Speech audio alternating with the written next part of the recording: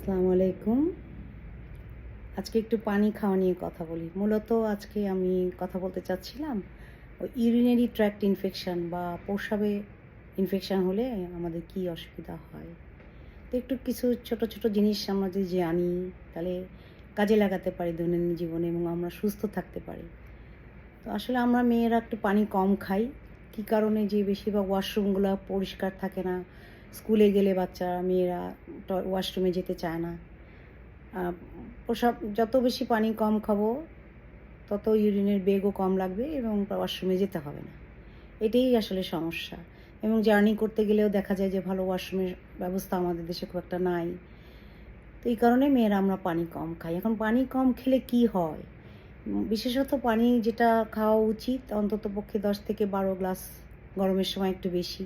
আর যারা রান্নাঘরে কিচেনে কাজ করেন বা গরমে রৌদ্রে কাজ করেন, তারা অনেক শরীর প্রচুর ঘামে।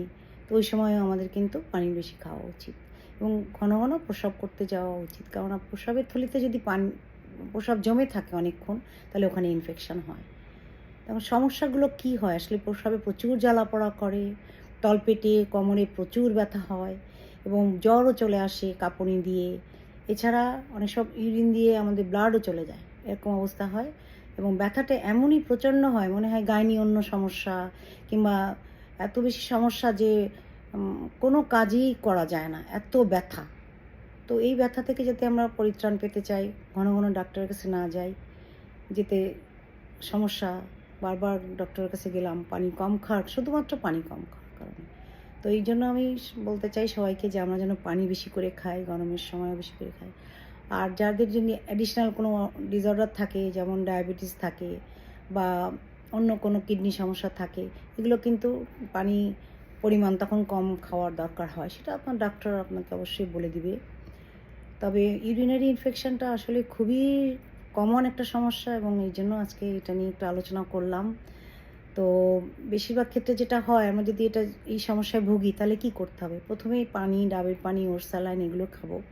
তাতেও যদি না কমে তাহলে আমরা অ্যান্টিবায়োটিক খেতে হবে, ইউরিন টেস্ট করতে হবে এবং যদি অনেক দিন ধরে প্রায়, প্রায় এরকম হয় তাহলে ডায়াবেটিস অবশ্যই চেক করতে হবে। আর এর পাশাপাশি ওয়াশরুম নিয়ে ভয় করলে চলবে না। এটাই বারবার ইউরিনারি ব্লাডার খালি রাখতে হবে। আরেকটা কথা বলব সেটা হলো পরিষ্কার পরিচ্ছন্নতা। যেই পানিটা আমরা টয়লেটের পরে ব্যবহার করি, সেটাও কিন্তু অনেক উম আ যেটা বলে পানিটা যেন পরিষ্কার হয় এবং অন্যান্য সময় স্যানিটারি ন্যাপকিনগুলা যেন ক্লিন থাকে এবং কাপড়-চোপড় পরিষ্কার করে রাখা, ডেইলি পরিষ্কার ধোয়া কাপড় পরা, এগুলো কিন্তু আমাদের পেশাবের ইনফেকশন থেকে বাঁচাবে এবং এই রোগ থেকে আমরা মুক্তি পাবো। ধন্যবাদ। অবশ্যই কমেন্ট করবেন। আজকে এই পর্যন্তই।